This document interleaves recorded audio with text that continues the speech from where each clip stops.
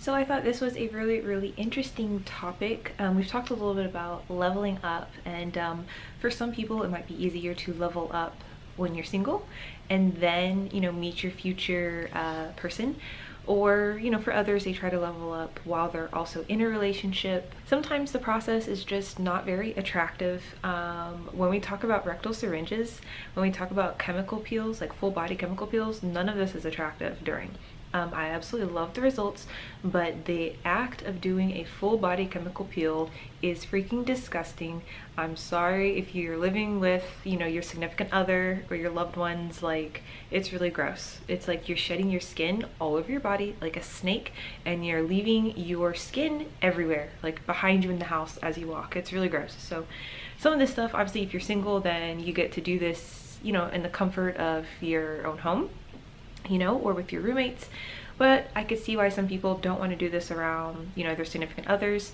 When it comes to if you're dating and you're going to be, maybe you guys are going to be out of town, or maybe you're going to be over at their house for a couple days, and especially like if you're like on a rectal syringe type method, which I think it's my favorite method, though it is gross. I mean, you're putting something up your butt and then it's making you make bile, and so it's literally the same, almost the same as if you were to do like coffee enemas every single day. Like, the amount of glutathione like it boosts by doing it rectally, because it's going straight into your bloodstream, is insane. So like that's why people love to do it. I love to do it, but it is the grosser form of taking glutathione. So if you are a single and you're going to be with your significant other, or you're going to be dating, or you're going to be spending the night somewhere or out of town with other people, and you can't be doing your rectal syringes, you don't want to be gassy around them, you don't want, maybe like the bathroom is like in the bedroom and like you feel like they'll be able to hear everything, and so that next morning when you're going to release, you're nervous. I would be, trust me. So this is what I do. So when I'm going out of town, I know I'm gonna be out of town with someone, or the bathroom, like it's just one bathroom and I feel like, ugh, everyone's gonna be able to hear me, I don't want to do that. I just take liposomal pills. So instead of taking your especially if you're like flying, I don't know, I mean, it'll just be less for you. You can just take your liposomal pills. So liposomal glutathione comes in, I think the most popular form is the liquid version. Usually the liquid version, after you open it, you have to refrigerate it. The liposomal pills are great. I don't know if there's a difference, so I'm just gonna be honest with you guys, because someone was asking, wait, are liposomal pills, like, how is it the same? Because like usually the liposomes is like it's in a liquid, and they're like, is it going to be as potent as the liposomal glutathione that's liquid? Honestly, I don't know. But when I have to take liposomal pills, and I would do either liposomal pills or acetyl, so you can buy either one. Basically, like on its own, it's going to be kind of expensive. Like if every month you're doing pill bottles, it's gonna, like, for the amount that you're gonna want to take, you're gonna like be running through like bottles like crazy. So that's why I only use them for like when I'm going out of town, or like special occasions, and then those days where I'm not at home in the comfort of my own home, where I can do like my rectal syringe, I will take the pills. I'll have links to the acetyl and then the liposomal pills that I've tried. Like, obviously long term, are they just as strong? Like liposomal pills, are they as strong as liposomal liquid? I don't know. But I mean, you can still get results on it, and obviously you don't want to miss a day. Even missing one day, you'll see kind of like a difference. It's really weird. Not to say like all of a sudden your skin's going to be different, but I don't know, I just feel like getting back on it, even if I miss a day, my body reacts funny. It's not like a full out detox, but I can tell definitely that like I missed a day. So don't miss a day, don't skip days. If you're nervous about it with the rectal syringe, definitely just buy a backup little bottle of either liposomal pills or acetyl glutathione pills, and do it that way. When it comes to your vitamin C, if you're doing the big tub of the ascorbic acid, which in the long run, that is more cost effective, it's cheaper, it'll probably last you an entire year. For like a 30 thing, like for 1 pound of ascorbic acid, it's like $30 to $35. It'll probably last you the year. Just obviously put some of that in like a baggie. You should be able to fly with all of this. Even if you don't have like checked in luggage, you should still be able to take it like in carry-on. When it comes to your topicals, some topicals are going to be kind of smelly, or like have like a stronger scent. Like for example, if you're on something like Maquinol, It does have its own smell. It doesn't smell bad, but it is, it's a stronger perfume. So like some people absolutely hate it. Some people are like, oh, I get used to it. For me, I just actually mix it with another heavily scented lotion and then an oil, and it doesn't bother me. And honestly, the scent kind of goes away like after about like 30 minutes anyways. It kind of dissipates or whatever.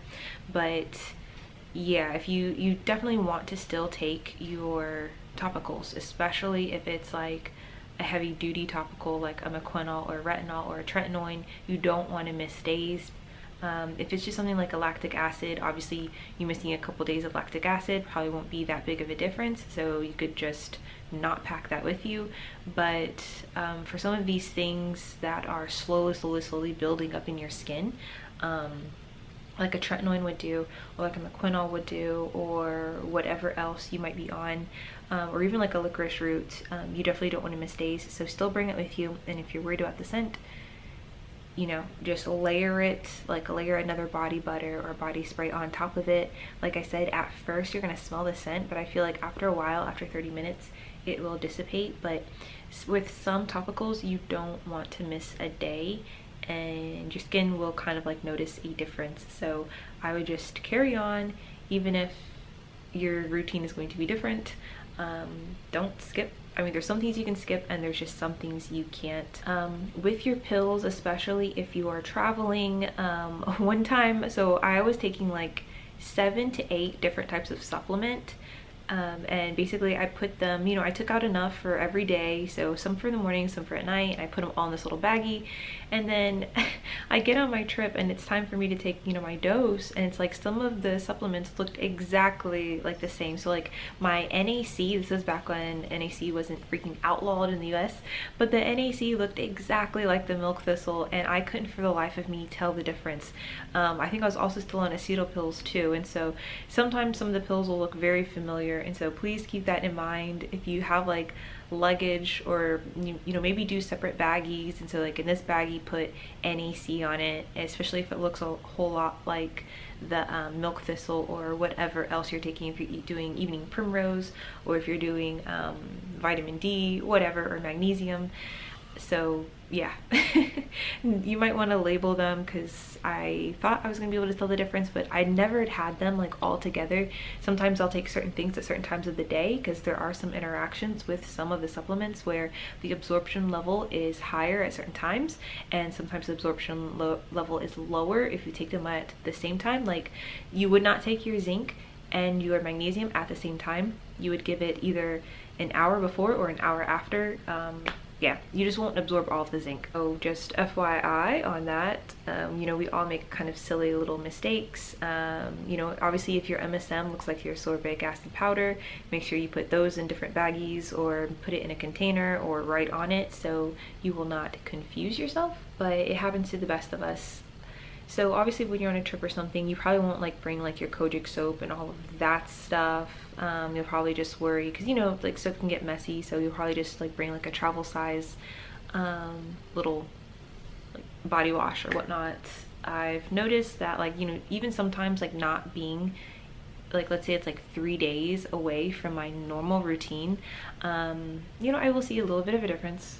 Like, you know, don't freak out about it. Obviously you can't do everything that you would do at home when you're on the go, or when you're traveling, or when you're over at someone's house, but just, you know, don't stress it. It happens. So I hope this helps. You know, don't miss a day, even when you're traveling or even when you're not at home. There are certain things where you can skip, and there's other things that you really can't skip. So if you have, like, if you're taking like a ton of supplements, there are some of them that you probably will be okay with missing a couple days, but just at least remember to pack the staples, the vitamin C, the glutathione. If you're on MSM, definitely don't miss a day of the MSM, because even one day, it's like my skin will start to detox even if I miss it. So it really sucks. But there, you know, there are probably some things that you could, you know, skip and maybe not even notice that you missed the day.